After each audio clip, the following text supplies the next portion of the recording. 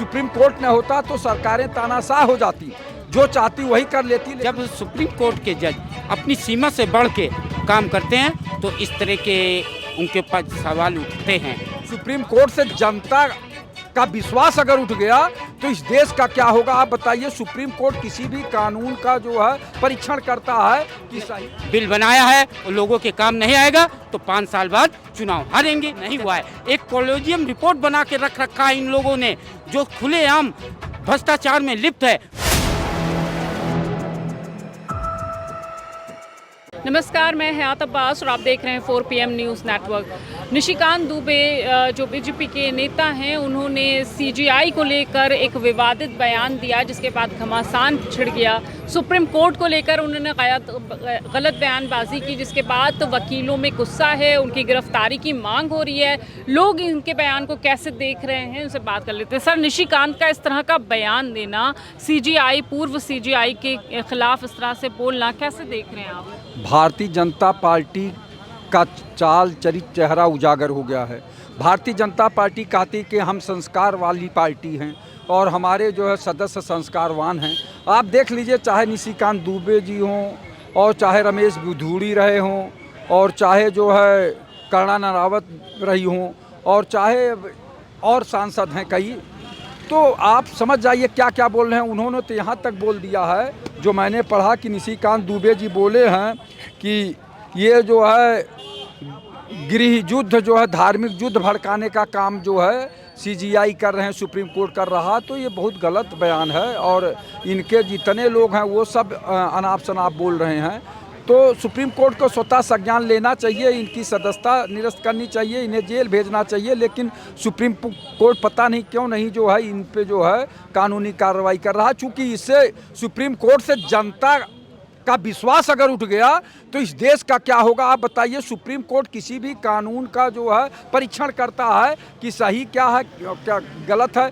अगर supreme court न होता तो सरकारें तानाशाह हो जाती, जो चाहती वही कर लेती। लेकिन सुप्रीम कोर्ट उस पर थोड़ा सा वो रोक लगाता है कि जो है तानाशाही में लोग सुप्रीम कोर्ट पे इस तरह का सवाल उठाना, पूर्व CGI पे इस तरह से सवाल उठाना, क्या ये ठीक है? और इनकी पार्टी में इनको इजाज़त कौन देता है? इनकी तरफ से कोई मना नहीं करता? आप ये बताइए कि देश के प्रधानमंत्री आदरणीय मोदी जी यहाँ संविधान की किताब को माथे पर लगाते हैं, सर माथे पर चढ़ाते हैं, और उनके सांसद संविधान और कानून की हत्या कर रहे हैं, धज्जियाँ उड़ा रहे हैं। तो आप बताइए कि अब क्या है। मोदी जी को सोचना चाहिए, आदरणीय देश के प्रधानमंत्री हैं तो। और निशिकांत ने कहा देश में धार्मिक युद्ध भड़काने के लिए सुप्रीम कोर्ट जिम्मेदार। अभी बताइए इतनी बड़ी बात कह रहे हैं और डॉक्टर दिनेश शर्मा कुछ और बोल रहे हैं और लोग बोल रहे हैं कि सही बोले हैं। तो आप ये बताइए सही क्या बोले हैं। अरे आप कानून बनाते हैं, राज्यसभा और लोकसभा के सदस्य कानून बनाते हैं और राष्ट्रपति का जो है साइन भी होता है, लेकिन उसके बावजूद सुप्रीम कोर्ट उसकी निगरानी करता है कानून सही है कि नहीं है, जनता में इसका क्या प्रभाव पड़ेगा, जनता में आपसी सामंजस्य बना रहेगा कि नहीं बना रहेगा इस कानून से, या किसी समुदाय को बहुत ज़्यादा नुकसान होगा, उस पर वो चिंतन मंथन करके और विचार व्यक्त करता है। और ये लोग इतने तानाशाह हो गए हैं भारतीय जनता पार्टी के लोग कि सुप्रीम कोर्ट पर भी अनाप शनाप का आरोप लगा रहे हैं। आप ये बताइए, भारतीय जनता पार्टी कहती है हम संस्कार वाली पार्टी हैं। मुझे नहीं कहना चाहिए लेकिन मजबूर होकर मैं बोल रहा हूं कि भारतीय जनता पार्टी कहती है हम कि संस्कार वाली पार्टी है, हमारे यहाँ जो है संस्कार के लोग रहते हैं, संस्कारित लोग रहते हैं। आप बताइए टिकट किसको देती है?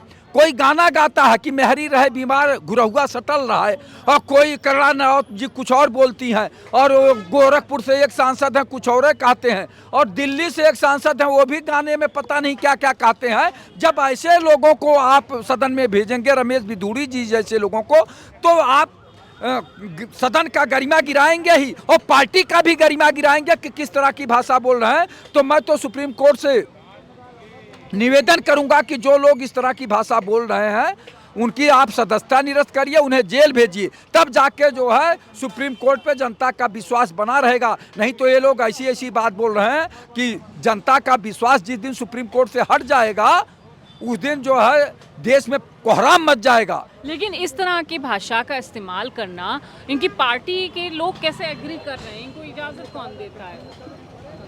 मैं अनिल पटेल, मैं निश्चित रूप से कहता हूँ जब जब सुप्रीम कोर्ट अपनी रेखा से आगे बढ़ जाता है तो उस पर उंगली उठना लाजमी है।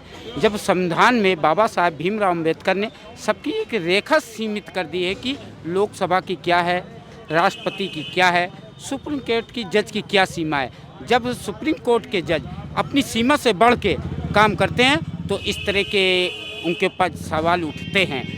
आज सुप्रीम कोर्ट जज जब लोकसभा में वक्त बिल पास हो गया, राज्यसभा में पास हो गया और राष्ट्रपति से ने उस पर मोहर लगा दी, और जब वो जाकर उस पर जब टिप्पणी करती है सुप्रीम कोर्ट, तो निश्चित रूप से देश की जनता उस पर उंगली उठाएगी। इस देश की जनता ही सर्वोच्च न्यायाधीश है। अगर लोकसभा राज्यसभा कोई कानून बनाती है, देश की सरकार अगर वो सही से पालन नहीं करती तो 5 साल बाद उसके सज़ा देने का, निर्णय करने का अधिकार इस लोकतंत्र में बाबा साहब अम्बेडकर के संविधान द्वारा जनता को अधिकार प्राप्त है, ना कि न्यायाधीश को प्राप्त है। अगर वो खराब बिल बनाया है वो लोगों के काम नहीं आएगा तो 5 साल बाद चुनाव हारेंगे, जनता जीते।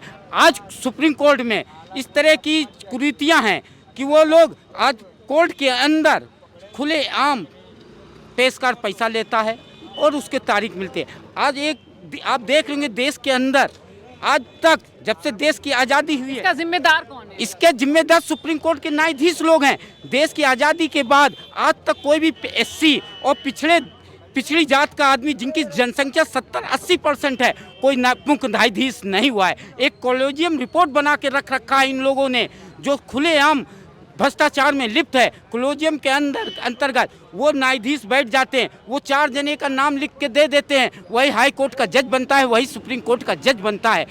इस कॉलेजियम रिपोर्ट के अंतर्गत अब ऐसी रिपोर्ट मैं भारत सरकार से कहता हूँ, जनता से कहता हूँ कि वो करें कि इसमें कोई जज, किसके अंदर कोई वैज्ञानिक हो, कोई बहुत बड़ा पत्रकार हो, कोई समाज सेवक हो, कोई पिछड़े समाज का हो, कोई दलित समाज का हो, और विपक्ष का नेता हो और सत्ता पक्ष के प्रधानमंत्री हो, वो एक कॉलेजियम रिपोर्ट बनाए कि ये मुख्य न्यायाधीश बनेगा, ये हाई कोर्ट का जज बनेगा।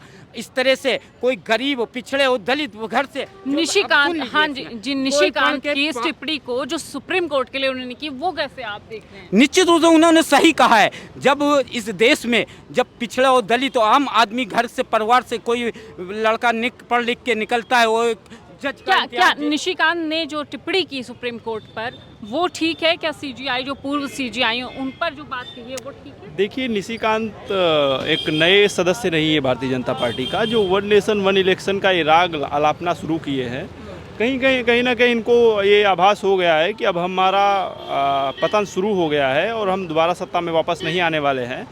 तो इन्होंने ये सब चीज़ प्रोपेगेंडा फैलाना शुरू किया है। अभी देखिए, बात ये है कि इनको वक्त अमेंडमेंट करना था तो इनको 19 में करना चाहिए था, मेजॉरिटी में 14 में आए थे तब करना था।